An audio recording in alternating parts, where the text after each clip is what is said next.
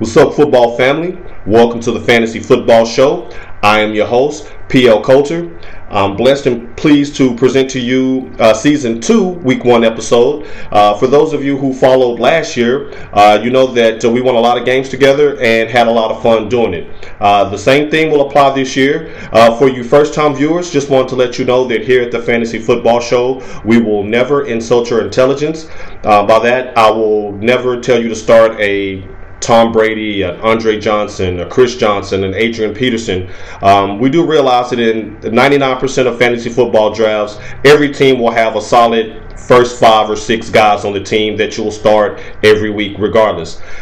This show is formatted to help you with those 7th to 16th round picks, those bench players who may be a good weekly plug-in for that week only, as we look to get you back into those fantasy football playoffs.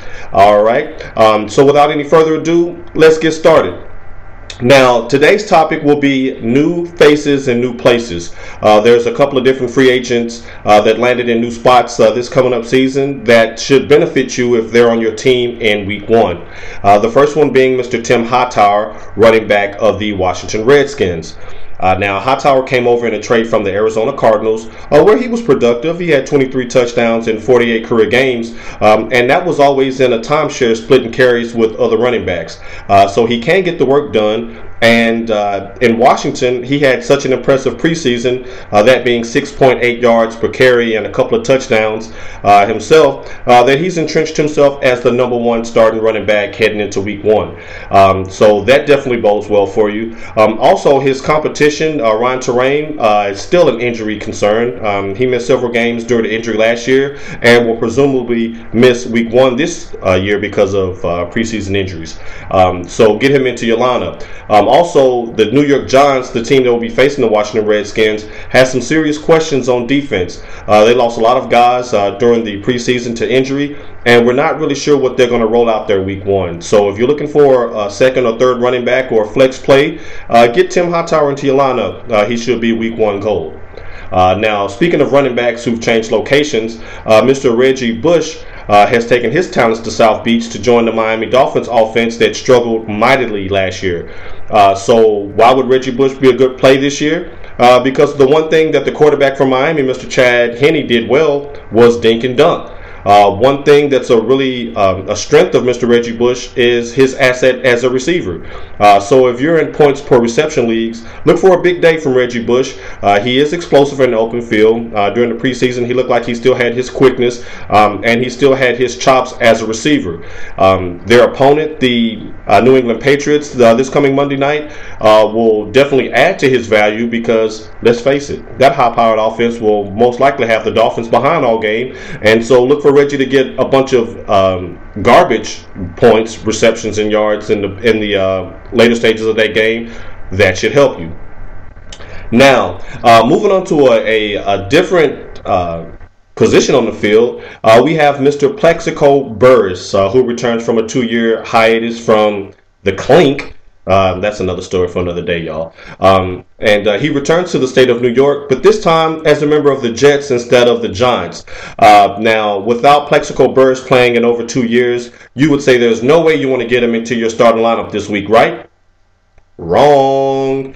Plaxico Burress faces the Dallas Cowboys this coming up Sunday night. And Plaxico Burress has feasted off of the Cowboys defense his entire career. He's been an absolute Cowboy killer. And this is when they had a great defense. So you can imagine what Plaxico Burress can do to a Dallas Cowboys defense that's coming off historically their worst year ever as a franchise. And they'll also be returning this coming up Sunday night with their top 2 cornerbacks on the bench. That spells trouble for the Dallas secondary, and that spells a big-time plug-and-play for Mr. Plaxico Burress, and welcome back, by the way. Now we get into our weekly Homer Alert pick. Now, for those that are unfamiliar with what we consider a Homer Alert or Homer pick, the Homer pick is that player that you choose to put in your lineup week in and week out, regardless of the matchup, because of his name value, who he is, maybe he's your favorite player or where you drafted him. Certainly you wouldn't want to bench someone you drafted in the first 4 rounds, right? Wrong. That's what I'm here to help you with. So our week one candidate for the Home Alert pick will be Mr. From the Indianapolis Colts, Reggie Wayne. Now, Reggie Wayne is a perennial All-Pro wide receiver, Pro Bowler, absolute beast, and he's facing at least last year, a weak Houston Texans secondary. But this year, no Peyton Manning for week one. At least as of latest reports, that we're absolutely just about certain that Peyton won't play this week. Now, what does that mean to Reggie Wayne? Everything. Reggie Wayne in his illustrious career has never caught a meaningful pass that wasn't thrown by Peyton Manning.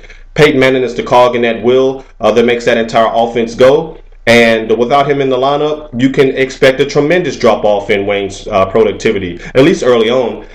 The backup quarterbacks that they'll be rolling out this week, presumably Curtis Painter, who was absolutely dreadful in the preseason, so bad that they had to call 800-year-old Kerry Collins out of retirement with a little over 2 weeks to go before the regular season. So how much will he have in the tank to be prepared to do? I'm not exactly sure either. The Colts running game will be of no help.